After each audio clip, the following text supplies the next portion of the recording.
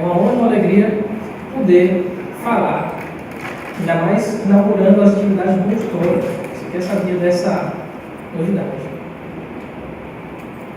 A primeira preocupação quando a doutora Jaqueline pediu para falar sobre os limites da imprensa no período eleitoral, foi com atividades da própria casa. A gente sabe que a gente vai começar um período crítico, que é um período da eleição, a gente tem atividades de TV, de rádio, de internet, a gente tem assessoria da comunicação dos próprios deputados, que em algumas situações, já mesmo antes desse período de eleição, excediam tanto no linguajar, na forma de se colocar notícia, e a gente sabe que as multas nessa situação são elevadas, para não dizer elevadíssimas. Mas, já no segundo momento, já que ele pediu, não, vamos fazer o seguinte, além disso, amplia o âmbito da palestra e fala também das restrições de um modo geral, não só para a assessoria da casa, mas para as restrições de imprensa de uma forma global. O que aceitei e vou tentar fazê-lo em voo de passa, porque as restrições da legislação eleitoral são inúmeras, mas eu vou tentar não alongar muito a minha fala para não cansá-los. Eu acho que o mais importante do que eu falar é a gente debater os casos concretos depois. Eu sei que vocês estão aptos para saber a situação em cada caso. Só para passar os slides.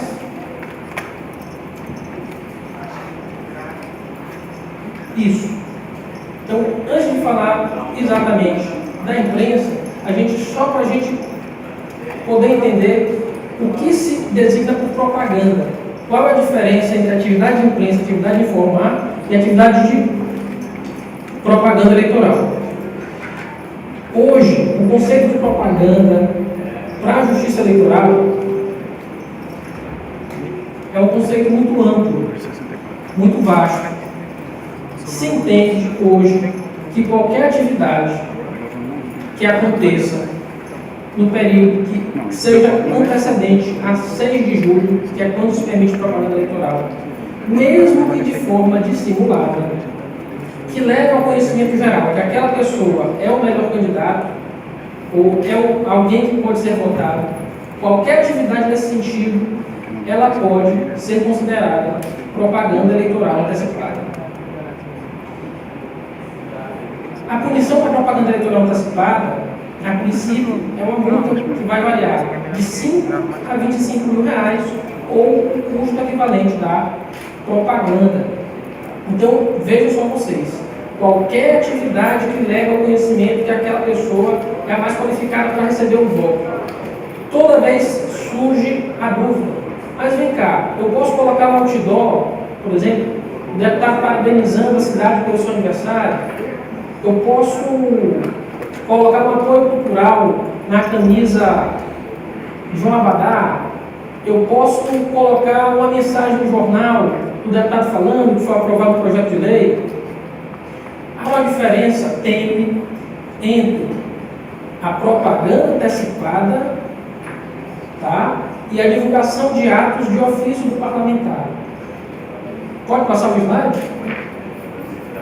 Só para a gente ter noção. Vejam vocês, eu peguei exemplos que não são daqui.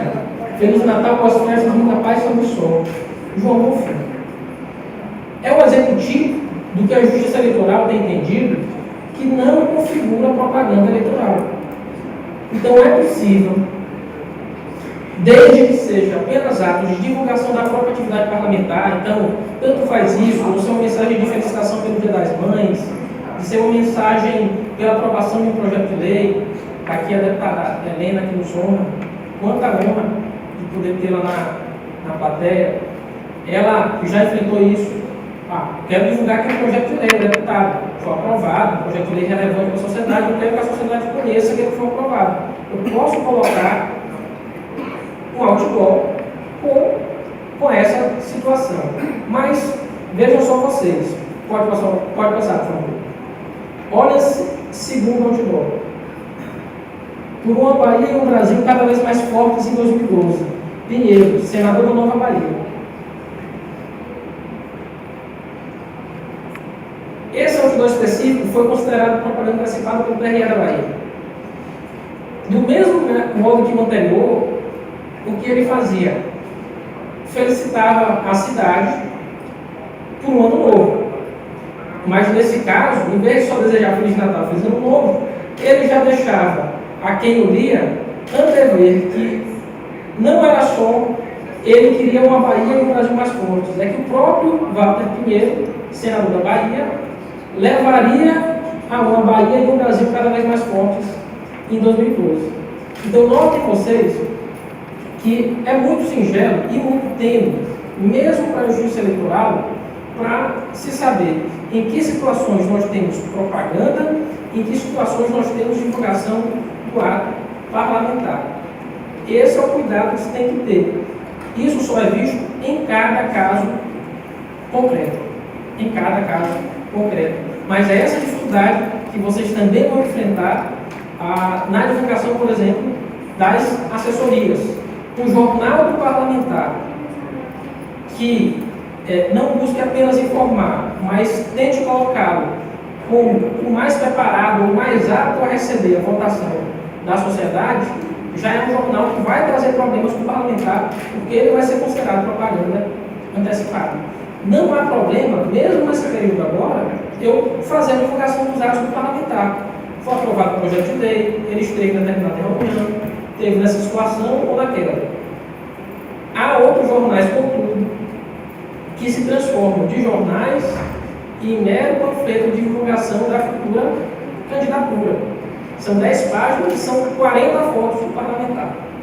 Né? E assim, é o melhor parlamentar, é nele que eu vou votar, ou às vezes fazem box com a população, dizendo que de fato ele é o melhor deputado, vai fazer isso, vai fazer aquilo. Todas são situações que, se tivéssemos maior estruturação da justiça eleitoral, com certeza já teriam levado a punições. Pode passar? Então, visto isso, só para a gente entender o que configura ato de propaganda eleitoral ou não, vamos falar então das principais restrições à atividade da imprensa como um todo. A gente vai tentar responder fundamentalmente 4 perguntas. Primeiro, quais as restrições à citação nominal ou exibição de vídeos com falas parlamentares? Segundo, a rádio está submetida às mesmas restrições? Terceiro, restrições a todos os deputados ou somente a quem for convidado? E 4, que tipo de restrições e a partir de que data elas vão ocorrer? Então, olha lá. A propaganda eleitoral, no rádio e na televisão, restringe-se ao horário gratuito definido nesta lei, vedada veiculação de propaganda paga. Vamos começar com rádio e TV, depois a gente parte para a imprensa escrita e internet. Rádio e TV. Por se tratarem de concessões públicas, sofrem muito mais restrições.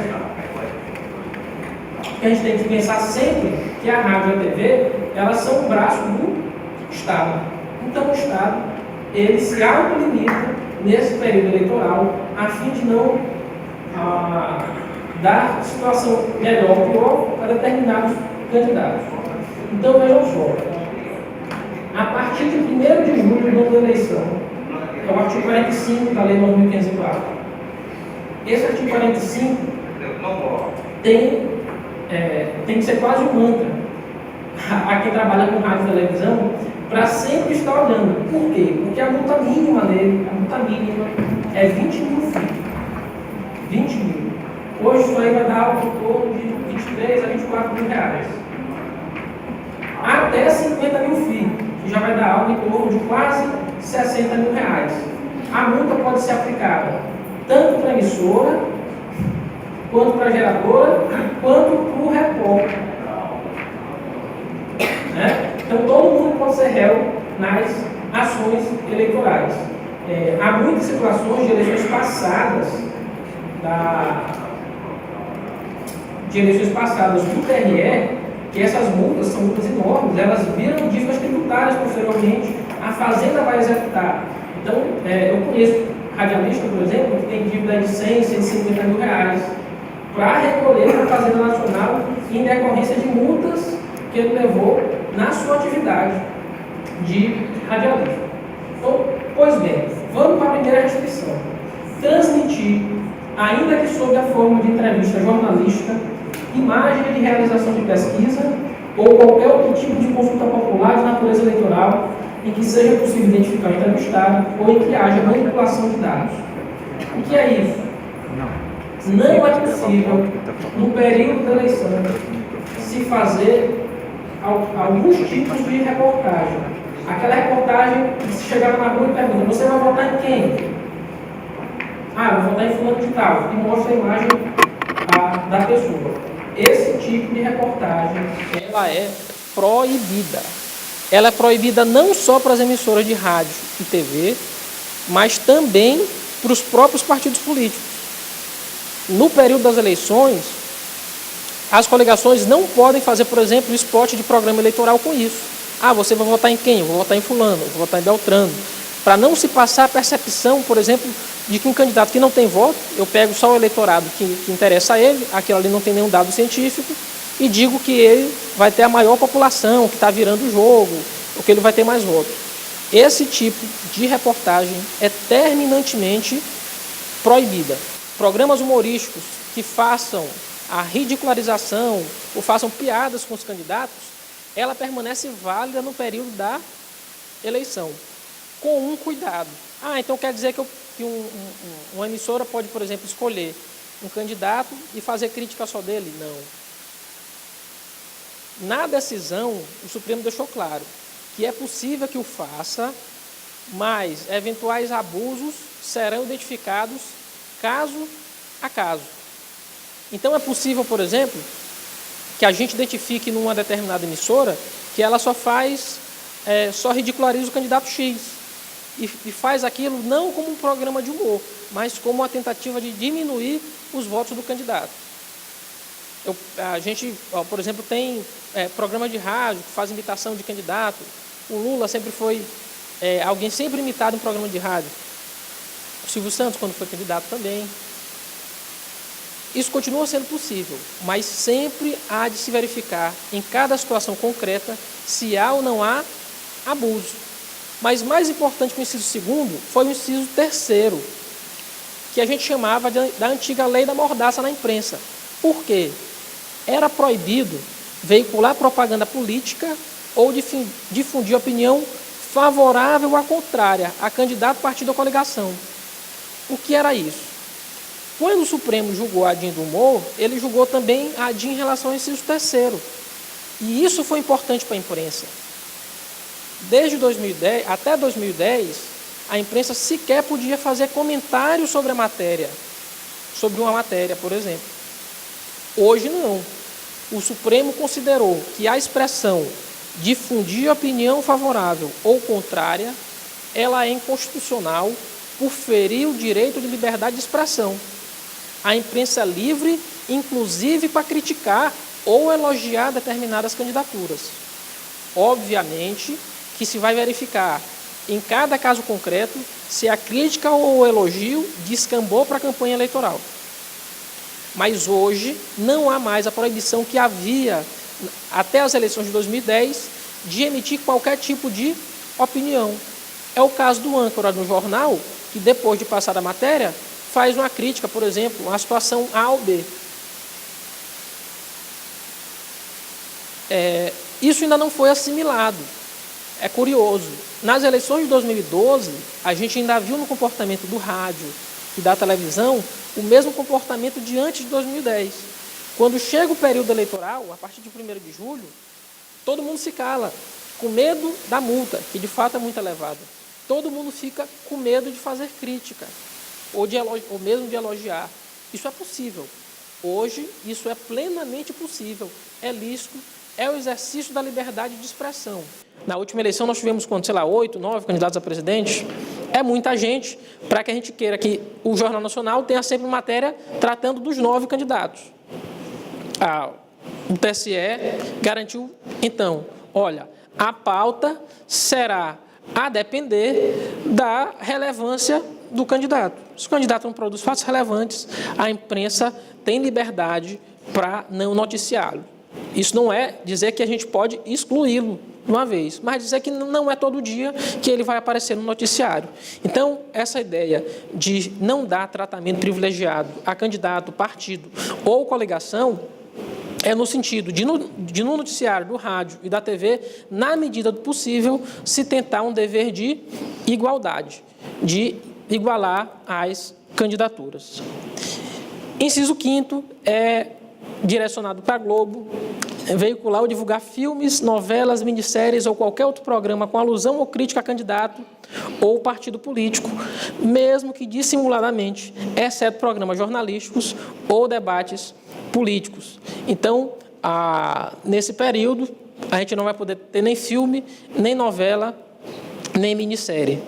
Isso daí foi uma proibição clara do legislador ao que Rei Sou Eu, com Collor, lembrança de Collor, e a minissérie Anos Rebeldes, né? Então, hoje, não seria mais possível se produzir isso no período da eleição. A Globo, por exemplo, não poderia divulgar Lula, o Filho do Brasil, que ela fez no filme, no período da eleição. A gente chama isso até aqui da proibição para a Globo, né?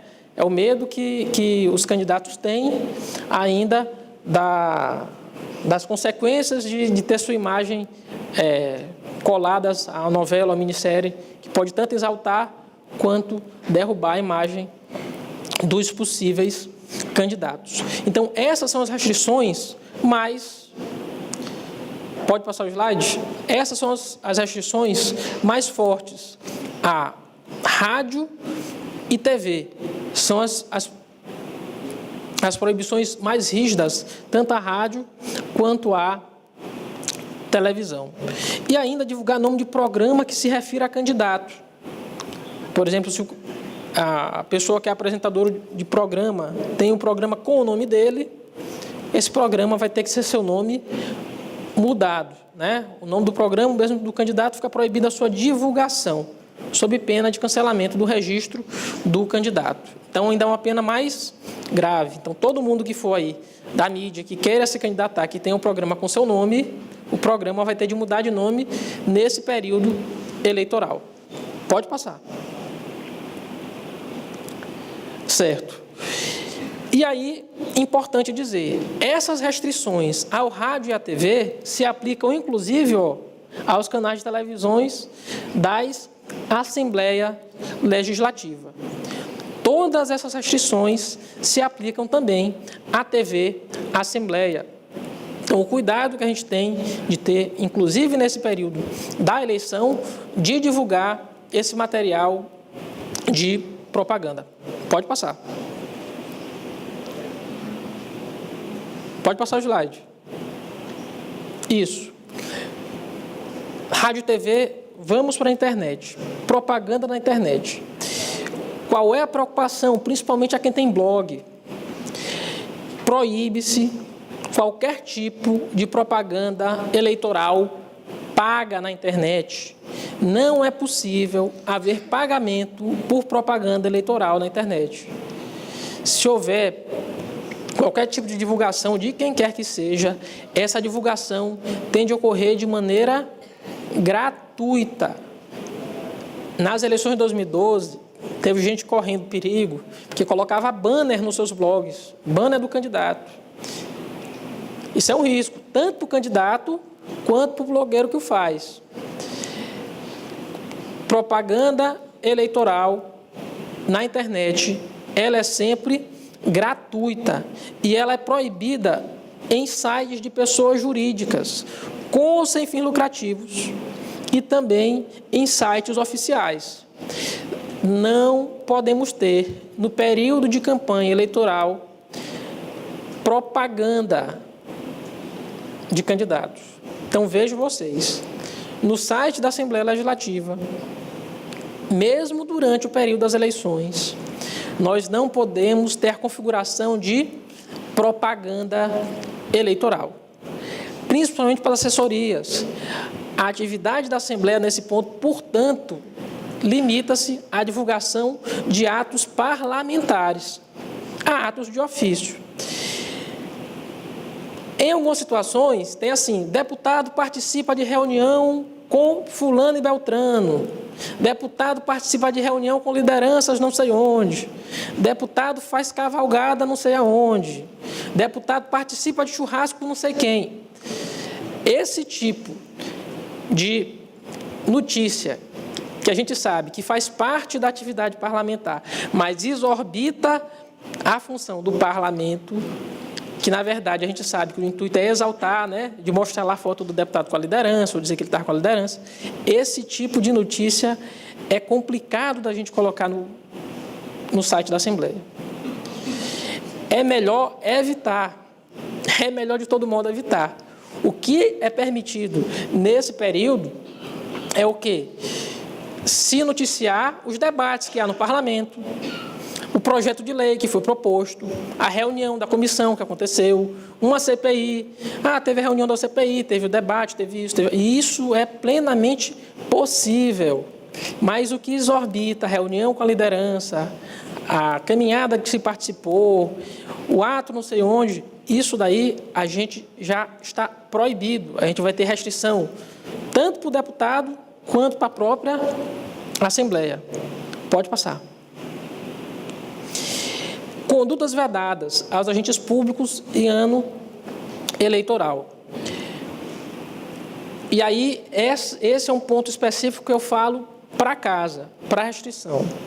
A gente sabe que a boa parte dos candidatos vão utilizar as suas assessorias de comunicação, eles são candidatos à reeleição, e vão utilizar suas assessorias de comunicação na campanha eleitoral. Né?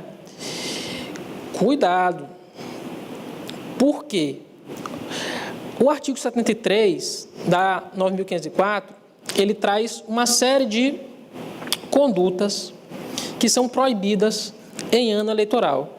São condutas proibidas aos agentes públicos. E essa noção do que é agente público é qualquer um que ocupe cargo público. Tá? Mesmo um estagiário, a lei considera agente público. Pode passar.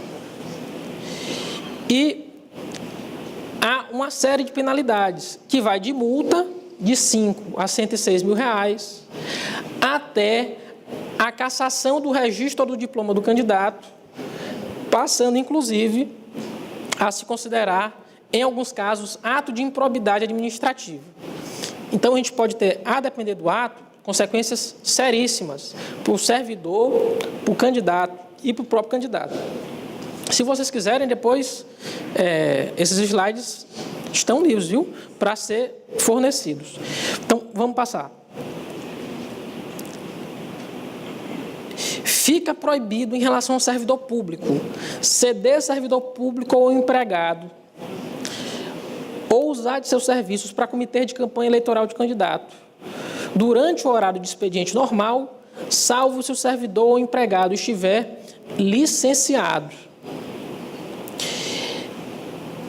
A partir de 1º de janeiro, já, dessa eleição, qualquer atividade de campanha eleitoral feito por servidor público, ou seja, o assessor de comunicação que está nomeado no gabinete, principalmente no período de campanha, a partir de 6 de julho, ele não pode, no horário em que ele deveria estar trabalhando, praticando ato de ofício para o candidato. O assessor de comunicação que está no gabinete, mas que no horário de trabalho ele está divulgando que o deputado participou de um comício, ou que o deputado fez uma reunião, e aí já não tem nada a ver com a atividade daqui, mas a atividade de campanha eleitoral, ele pode ser penalizado. É conduta vedada. Qual é a consequência? A consequência é, inclusive, a cassação do registro do candidato. Né? Inclusive, a cassação do registro do candidato. Então, muito cuidado. Como é que é possível ser feito? Uma saída mais fácil é a exoneração. Uma segunda saída é a pessoa estar de férias ou de licença. Tá? Ele não pode estar na ativa e atuando na campanha eleitoral. Isso é conduta vedada.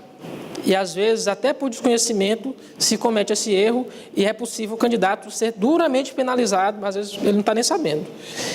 É natural que os deputados utilizem sua assessoria de comunicação, até porque eles têm confiança nelas, na atividade de campanha. Agora, tem de ter cuidado com esse ponto específico, certo? A utilização de servidor público na campanha eleitoral. Pode passar um outro slide. Uso de bem móveis ou imóveis. É proibido utilizar bem móvel público, móvel ou imóvel, em favor de candidatos, ressalvada a utilização de convenção partidária. O que é isso? Eu não posso utilizar um bem público, que é um bem comum, é um bem de toda a sociedade, para fins de uma campanha eleitoral, à exceção de convenção partidária, que pode ser realizada nas dependências do Legislativo. Então, prestem atenção. Fax, celular, carro público e computador, eu não posso utilizar para a campanha eleitoral. O computador do gabinete, por favor, não passem e-mail que seja ou release da campanha eleitoral do computador do gabinete. O fax do gabinete não pode ser utilizado para a campanha eleitoral. Telefone celular funcional, se é pago com recurso público, não pode ser utilizado para atividade de campanha, muito menos carro oficial. Então, a gente tem de ter esse cuidado. São cuidados para que a gente não tenha, como consequência, a punição do próprio candidato. A gente sabe que a mesa tem carro oficial. Então, se o carro é utilizado para a mesa, então é para a mesa. Não vamos utilizar o carro para a campanha. Não vamos utilizar ele em ato de campanha, nem para sair daqui e ir para o comício. É melhor evitar. É prudente evitar. Fax, celular, todo mundo tendo cuidado também em relação a isso. O Ministério Público tem sido cada vez mais atento a essas situações. Pode passar. Propaganda versus publicidade institucional. Então, a publicidade de atos, programas, obras, serviços, sempre com caráter educativo, informativo ou de orientação social, né? A fim de não caracterizar promoção pessoal. Então, o site do governo, da Assembleia, material de prestação de contas, programa de rádio e televisão, é possível que isso haja, sempre com cuidado de que a prestação de contas naquele mandato não se torne em propaganda ou promoção pessoal do governante, tá? Não se transforme em propaganda ou promoção pessoal do governante. Na medida do possível, a gente sabe que a prestação de contas do deputado, né, não é de um governo em que dá para isso ter algo de mais impessoal, mas na medida do possível ter esse cuidado para a prestação de contas, por exemplo, para o jornal que é produzido com recursos do gabinete, da verba parlamentar, não se transformar em ato de promoção pessoal do próprio deputado. A partir de 5 de julho, portanto, a gente não vai ter mais publicidade em televisão, publicidade do governo em rádio, mesmo outdoor de obra. A gente vai tirar tudo. Na última eleição, inclusive, a Justiça Eleitoral mandou tirar a logomarca, era Maranhão, era um Novo Tempo, eu não lembro. Mandou tirar a logomarca de todos os automóveis do Estado, aquela logomarca institucional daquele mandato da governadora Rosiana. A Justiça mandou tirar de todos, inclusive o carro da PM, inclusive era arrancado, assim, era arriscado, porque aquilo se considerava propaganda institucional. Então, a partir do dia 5 de julho, ela era proibida. A partir do dia 5 de julho, ela era proibida. O que isso quer dizer? Isso quer dizer também que a gente tem que ter cuidado de não transformar o site da Assembleia em lugar de propaganda. Por quê? Aí eu vou trazer, inclusive, um caso. Pode passar. Não caracteriza a conduta vedada, descrita no artigo 73.7, a divulgação de feitos de deputado estadual em sítio da internet na Assembleia Legislativa. Isso é decisão do Tribunal Superior Eleitoral. É lícita, é possível. Mas pensem vocês, se a gente tem uma decisão do Tribunal Superior Eleitoral, é porque alguém, em algum momento, entrou com ação lá no TRE, dizendo que o site da Assembleia configurava propaganda, configurava publicidade institucional. Pode passar? Olha aí, ó. Petista multado por propaganda em site oficial. O juiz auxiliar do TRE de São Paulo multou o deputado tal, o parlamentar que concorre ao cargo de deputado deverá pagar 5 mil por propaganda irregular na internet. O candidato colocou no site oficial da Assembleia link para sua página pessoal na internet. Isso também não é possível, tá? Isso também não é possível. Pode passar? Aí, ó, TSE julga improcedente representação contra a suposta propaganda eleitoral na Assembleia. Nesse caso, foi o Ministério Público Eleitoral foi Alagoas. Não, foi Alagoas? Gaúcho. Não, foi Rio Grande do Sul. Era a transmissão ao vivo do pronunciamento da Dilma.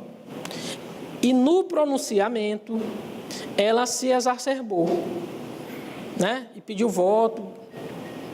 E aí se tentou imputar multa à Assembleia. O TSE entendeu que a Assembleia não tinha como, e até porque a gente não tem como controlar o que o deputado eventualmente diz na tribuna. A gente já teve deputado que na tribuna disse, olha, eu sou candidato a isso, e quero o voto de vocês, e ponto. A gente não tem como interromper a transmissão no ar para cortar essa parte da transmissão, porque seria configurado propaganda. O parlamentar tem liberdade para falar. Então, o TSE entendeu que isso faz parte da liberdade da Assembleia. Obviamente que a gente não vai dar notícia disso no site da Assembleia. A gente vai dar notícia das atividades parlamentares corriqueiras. Então, tem que ter cuidado, porque a publicidade institucional também configura conduta vedada. E aí vai ter todas aquelas restrições lá, inclusive com possibilidade de cassação do registro ou do diploma do parlamentar que eventualmente o fizer. Pode passar. Então, o que eu pretendia dizer, só antes disso, só falando de jornal, imprensa escrita. A imprensa escrita é o único meio de imprensa que aceita propaganda paga. Eu posso pagar para ter meu banner lá no jornal. E também, por não ser concessão pública, é o que tem mais liberdade, juntamente, obviamente, com a internet, se não for site de pessoa jurídica, o jornal pode editorializar o apoio a um candidato. Eu me lembro aqui do Estadão, na eleição de 2010, que disse que defendia o candidato do PSDB por isso, e ponto. E quem não quisesse, que não lesse mais, mas ele achava que o candidato do PSDB era o melhor candidato para o país. Isso é lícito, isso é permitido, por se tratar de imprensa escrita, tá? É algo que não dá para acontecer nem com rádio, nem com televisão, por se tratarem de concessões públicas. Então, eu queria deixar como final, a legislação eleitoral não veda que a emissora de rádio e TV, em sua programação normal, veicule matérias que citem nominalmente candidatos ou exibam vídeo dos mesmos, desde que não se faça referência à sua candidatura ou não reste caracterizado tratamento privilegiado. Tá certo, gente? Então, na verdade, de um modo geral, e tentando ser breve, até para que a gente possa discutir, tirar dúvidas, inclusive dos casos concretos, são essas restrições que estão postas, são restrições fortes, duras, mas as conhecendo, é possível não incorrer em nenhum erro, tá? Obrigado.